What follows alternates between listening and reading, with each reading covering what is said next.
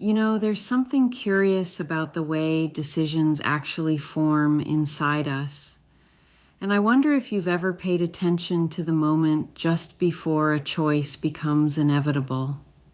Not when you announce it, not when you act on it, but that quiet instant when something inside you stops resisting and starts organizing. Because once that internal shift happens, everything that follows tends to feel less like effort and more like choreography that's already been written. I'm noticing as I speak to you now that there are probably multiple versions of your future sitting side by side in your mind, each one feeling slightly different and some feeling more magnetic than others. And the interesting thing about magnetism is that you don't create it through force. You simply allow yourself to be drawn. And when you stop fighting the pull, the distance closes naturally, almost as if time itself cooperates with clarity. Have you ever watched someone make a major life change and thought to yourself, they seem so sure. How did they get there? And what's fascinating is that certainty doesn't usually arrive as a lightning bolt. It accumulates, layer by layer, thought by thought, until one day the person realizes they've been living as if the decision was already made, and the external world is just catching up to an internal reality that formed weeks or months earlier. I'm getting the sense that you're someone who understands things on multiple levels at once. You hear words, yes, but you also sense what's underneath them. You notice tone, rhythm, the space between sentences. And that tells me your unconscious mind is already listening in ways your conscious mind might not even register yet. And that's perfect, because the unconscious mind is where transformation actually lives. The conscious mind likes to think it's in charge, but really it's just narrating a story that's already unfolding. Let me ask you something that might feel a little unusual. What would it be like if buying a home wasn't something you had to achieve, but something you were simply becoming ready for? Not through striving, not through stress, but through a kind of internal ripening that happens when conditions align. Because ripening doesn't require effort, it requires time, attention, and the right environment. And maybe, just maybe, you're already in that environment without fully realizing it yet. There's a strange thing that happens when people stop treating a goal as something distant and start treating it as something adjacent.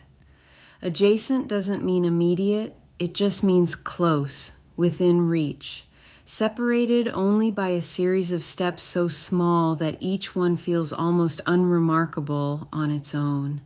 And yet when you line them up, they form a bridge. And bridges, as you know, are designed to be crossed without drama.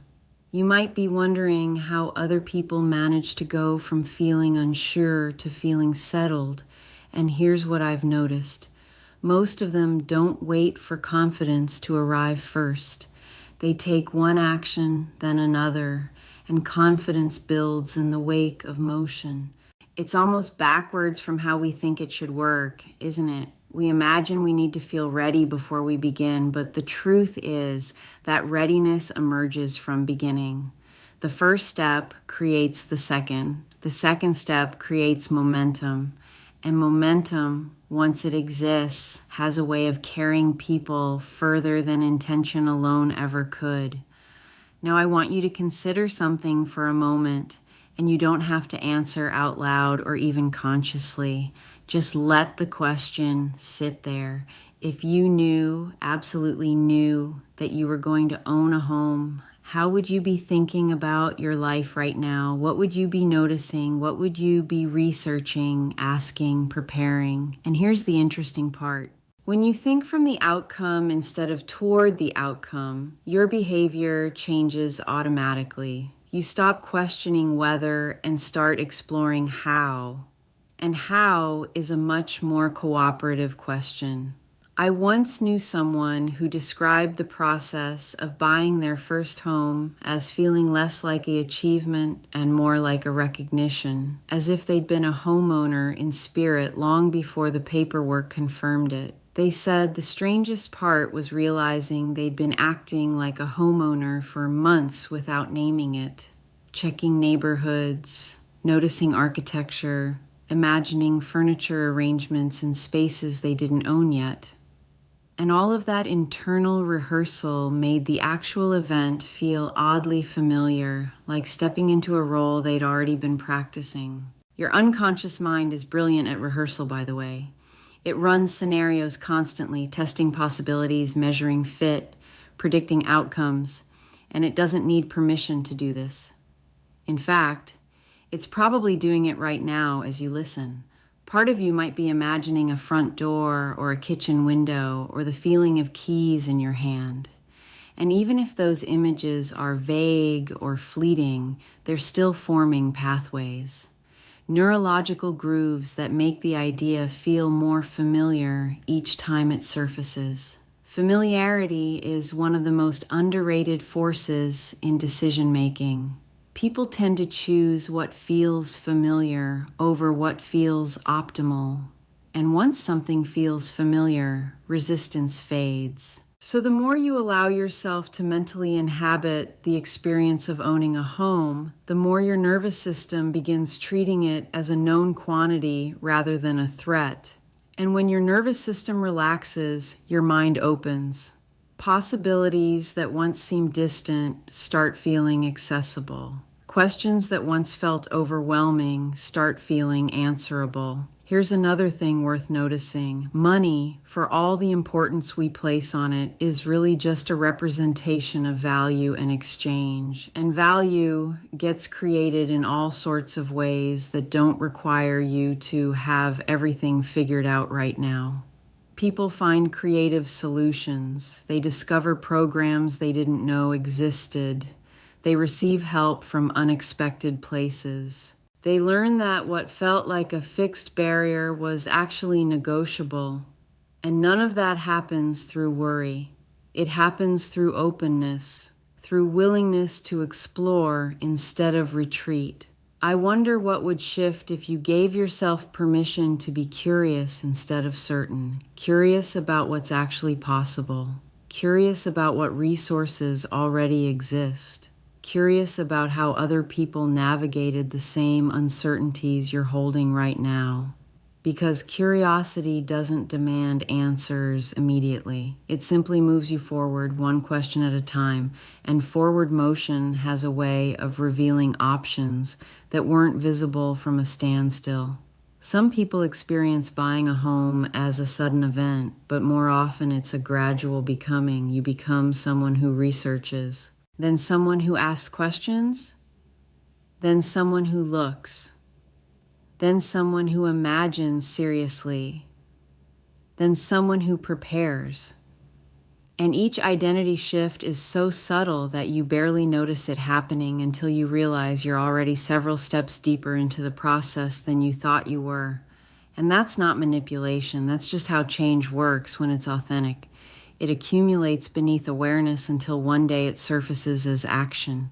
Now imagine for a moment, and you can do this lightly without pressure, that it's a year from now. You're standing in a space that belongs to you, not renting, not borrowing, belonging.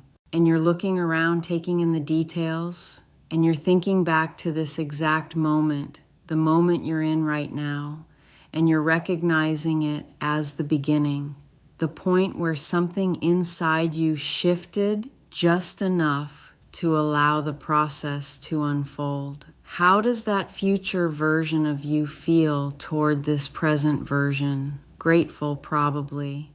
Maybe a little amused at how complicated it seemed before it became simple. Because things do become simple once you stop arguing with them. The mind loves to complicate what it fears and simplify what it accepts. And acceptance doesn't mean passive, it means cooperative. It means working with reality instead of against it. And reality, interestingly enough, tends to cooperate with people who approach it with clarity and patience. I'm going to guess that you're the kind of person who values autonomy, independence, the ability to shape your environment instead of just existing in it. And homeownership is one of the clearest expressions of that, isn't it? It's not just about property, it's about agency, about creating a foundation that reflects who you are and who you're becoming. And that kind of foundation doesn't require perfection. It just requires commitment to the process. You may have noticed that when you commit to something internally, even before external circumstances confirm it, opportunities start appearing that weren't visible before. It's not magic. It's focus.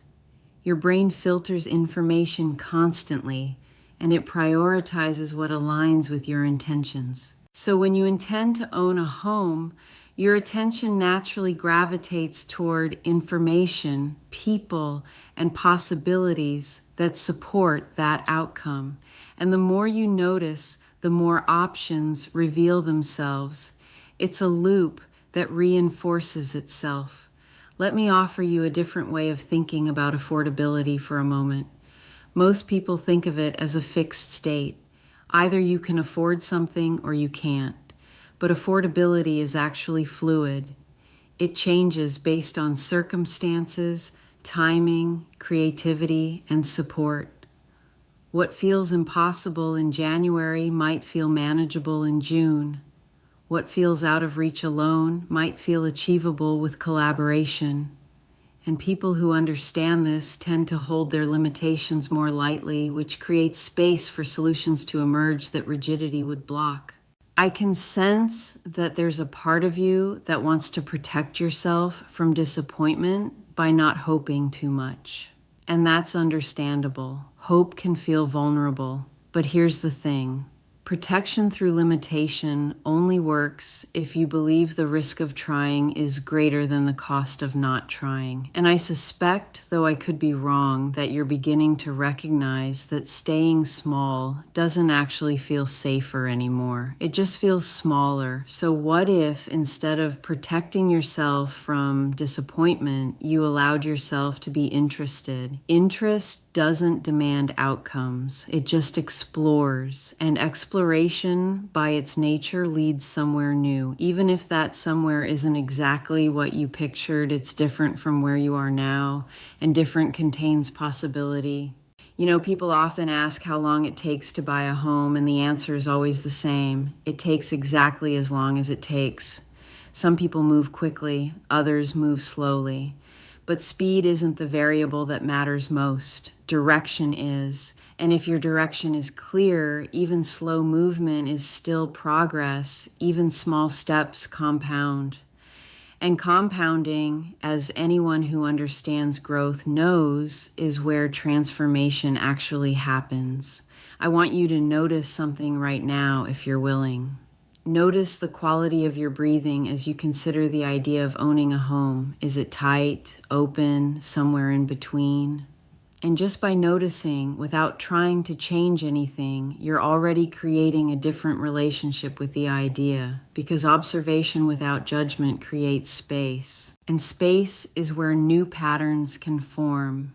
Your unconscious mind is exquisitely designed to solve problems, but it needs clear parameters. It needs to know what you're aiming for. And the more clearly you can define the feeling you're after, not just the thing, but the feeling, the more efficiently your unconscious mind can organize your thoughts, habits, and choices around creating that feeling. So if home feels like safety, your mind can find pathways to safety.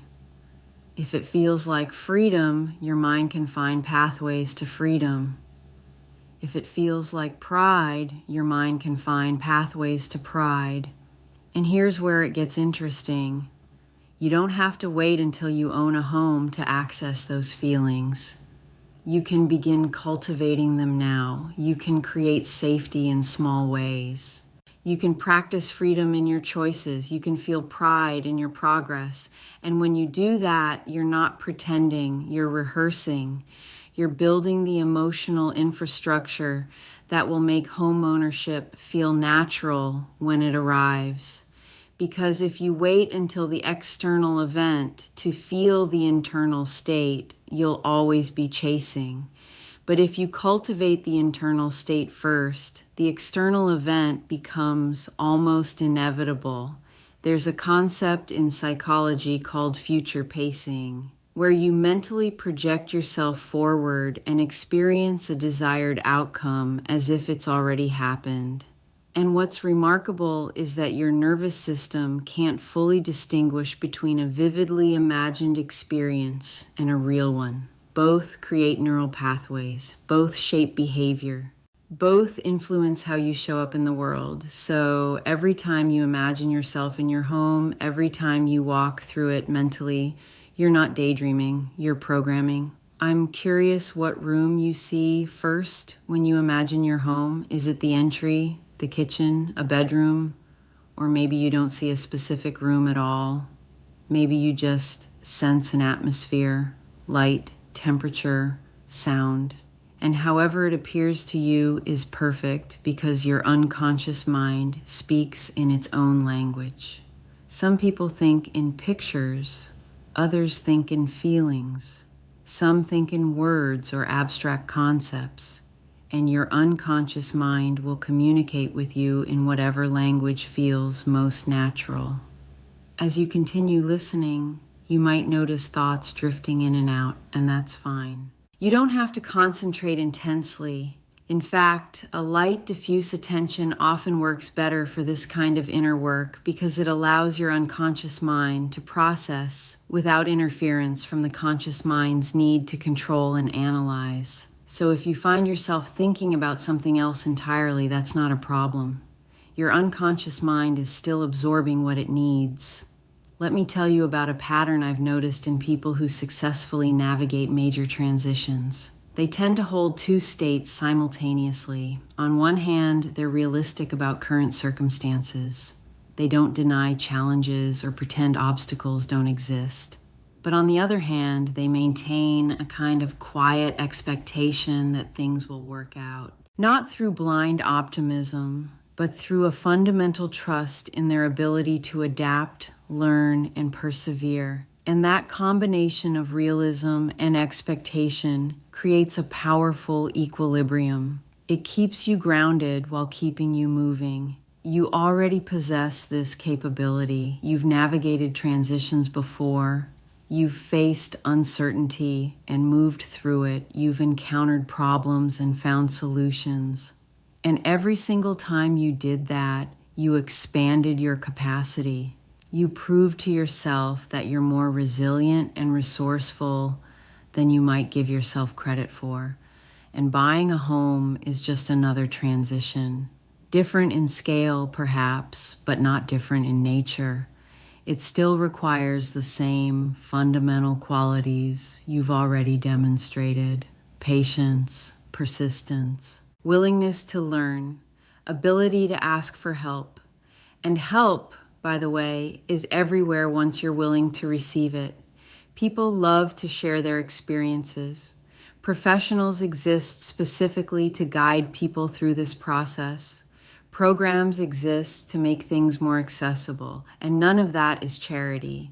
It's just how systems work when people participate in them. So if there's a part of you that feels like you have to do this alone, you can let that part relax.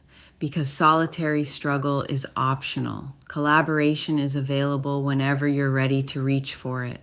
I wonder what would happen if you stopped thinking of home ownership as something you have to earn through suffering and started thinking of it as something you can move toward through steady, sustainable action, not dramatic, not heroic, just consistent. Because consistency creates momentum, and momentum creates results, and results create confidence, and confidence creates more action. It's a cycle that feeds itself once you engage with it.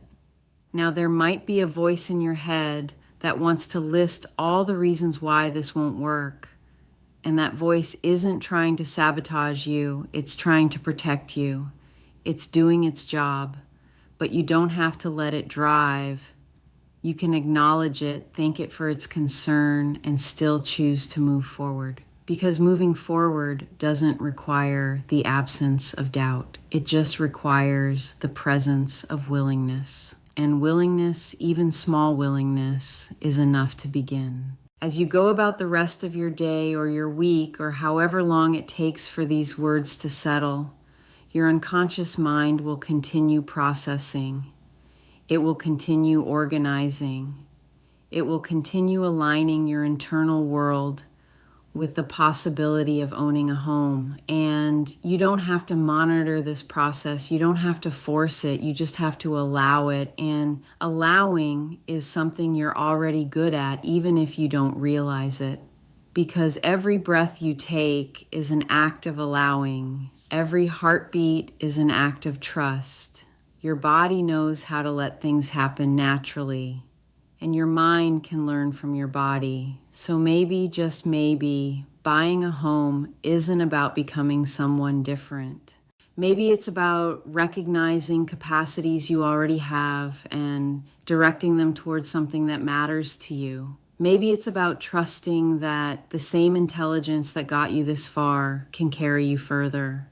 Maybe it's about accepting that you're allowed to want more, to reach for more, to become more, without needing permission from anyone, including the parts of yourself that prefer safety over growth.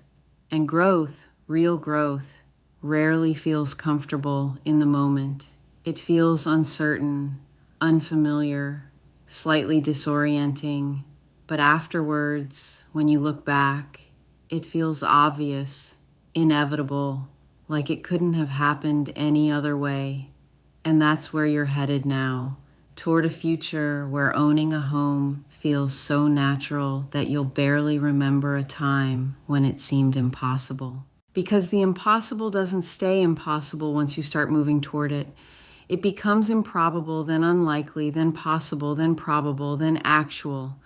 And that progression happens one small shift at a time, each one building on the last, until suddenly you're standing in a reality you once only imagined. And somewhere in your mind, right now, that future is already forming. Not as fantasy, as potential. And potential is just reality that hasn't arrived yet, but it's coming, and you're ready.